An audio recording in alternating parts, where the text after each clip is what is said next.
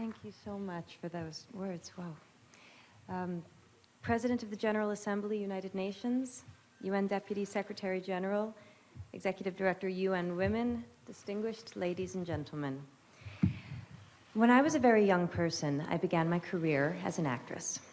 Whenever my mother wasn't free to drive me into Manhattan for auditions, I would take the train from suburban New Jersey and meet my father, who would have left his desk at the law office where he worked, and we would meet under the upper platform arrival and departure sign in Penn Station. We would then get on the subway together, and when we surfaced, he would ask me, "Which way is north?" I wasn't very good at finding north in the beginning, but I auditioned a fair amount, and so my dad kept asking me, "Which way is north?" Over time, I got better at finding it. I was struck by that memory yesterday while boarding the plane to come here, not just by how far my life has come since then, but by how meaningful that seemingly small lesson has been. When I was still a child, my father developed my sense of direction, and now, as an adult, I trust my ability to navigate space.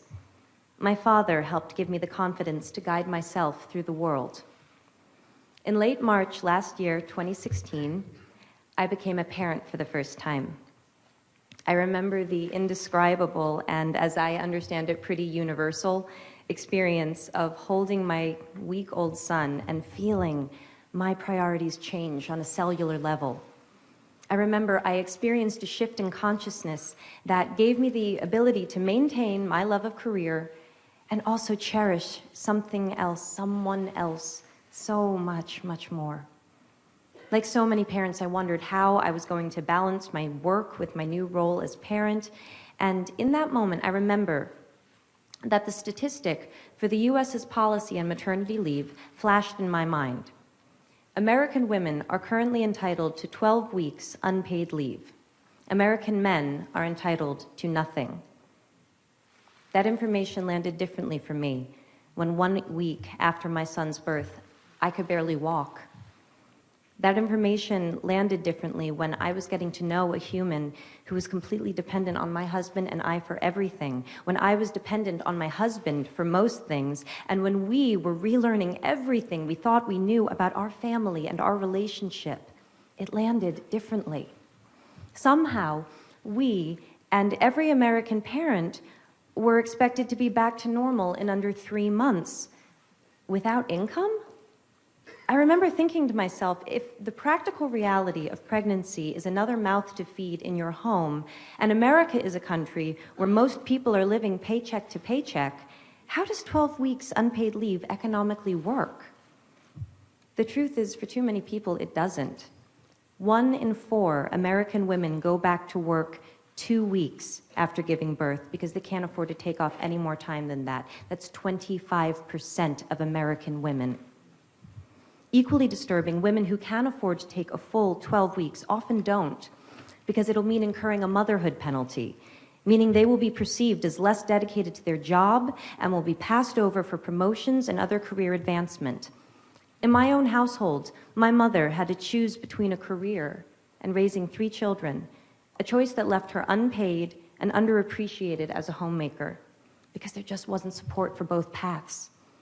The memory of being in the city with my dad is a particularly meaningful one, since he was the sole breadwinner in our house, and my brothers and my time with him was always limited by how much he had to work.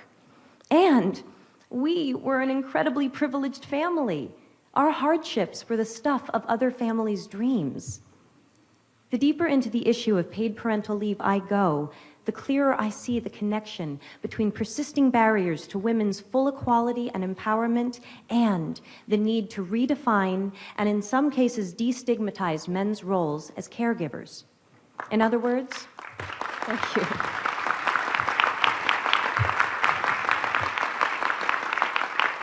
In other words, in order to liberate women, we need to liberate men.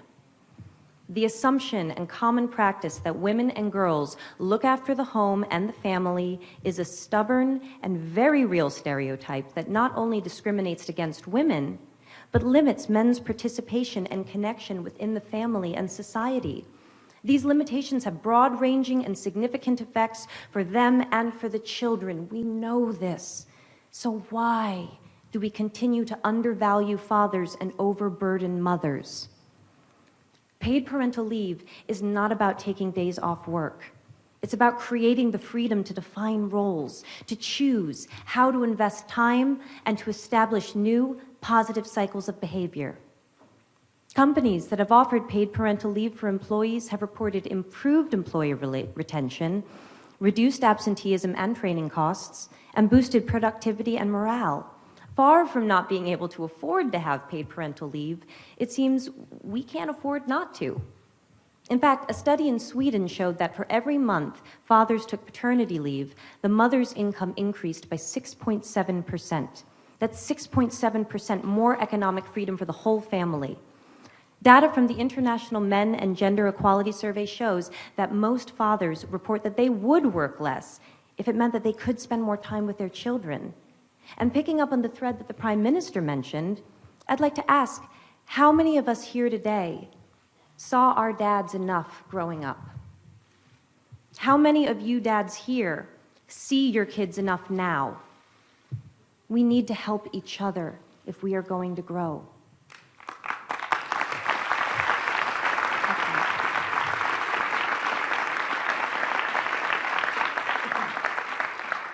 Along with UN Women, I am issuing a call to action for countries, companies, and institutions globally to step up and become champions for paid parental leave. In 2013, provisions for paid parental leave were in only 66 countries out of 190 UN member states. I look forward to beginning with the UN itself, which has not yet achieved parity, and whose paid parental leave policies are currently up for review. Oh, you're going to see a lot of me.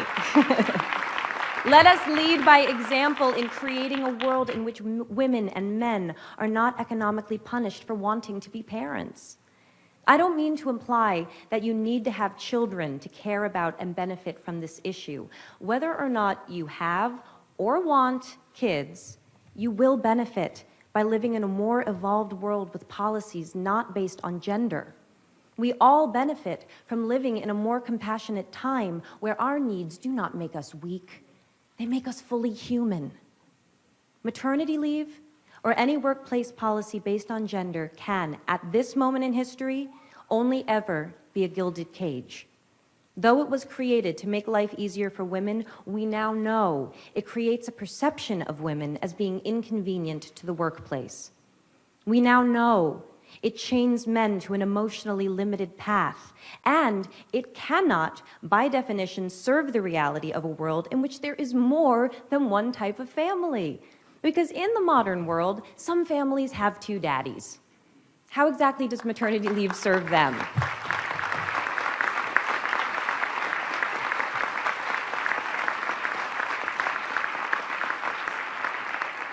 Today, on International Women's Day, I would like to thank all of those who went before in creating our current policies. Let us honor them and build upon what they started by shifting our language and therefore our consciousness away from gender and towards opportunity. Let us honor our own parents' sacrifice by creating a path for a more fair, farther-reaching truth to define all of our lives, especially the lives of our children. Because paid parental leave does more than give more time for parents to spend with their kids. It changes the story of what children observe and will from themselves imagine possible. I see cause for hope. In my own country, the United States, currently the only high-income country in the world without paid maternity, let alone parental leave, great work has begun in the states of New York, California, New Jersey, Rhode Island, and Washington, which are currently all implementing paid parental leave programs. First Lady Chirlane McCray and Mayor Bill de Blasio have granted paid parental leave to over 20,000 government employees in New York City. We can do this. Bringing about change cannot just be the responsibility of those who need it most.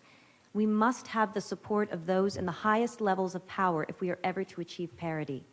That is why it's such an honor to recognize and congratulate pioneers of paid parental leave like the global company Danone. Today, I am proud to announce Danone Global CEO Emmanuel Faber as our inaugural He for She thematic champion for paid parental leave. As part of this announcement, Danone will implement a global 18 weeks, gender-neutral, paid parental leave policy for the company's 100,000 employees by the year 2020.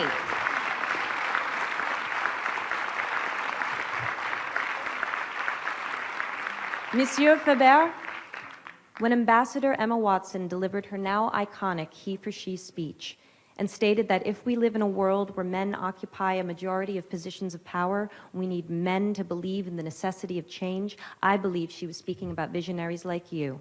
Merci. Imagine what the world could look like 1 generation from now if a policy like Danone's becomes the new standard. If 100,000 people become 100 million, 1 billion, more. Every generation must find their north. When women around the world demanded the right to vote, we took a fundamental step towards equality. North. When same-sex marriage was passed in the US, we put an end to a discriminatory law. North. When millions of men and boys and prime ministers and deputy directors of the UN, sorry, the president of the General Assembly, that's what happens when I go off script. When men, like the men in this room and around the world, the ones we cannot see, the ones who support us in ways we cannot know but we feel, when they answered Emma Watson's call to be he for she, the world grew. North. We must ask ourselves, how will we be more tomorrow than we are today? The whole world grows when people like you and me take a stand because we know that beyond the idea of how men and women are different, there is a deeper truth, that love is love and parents are parents. Thank you.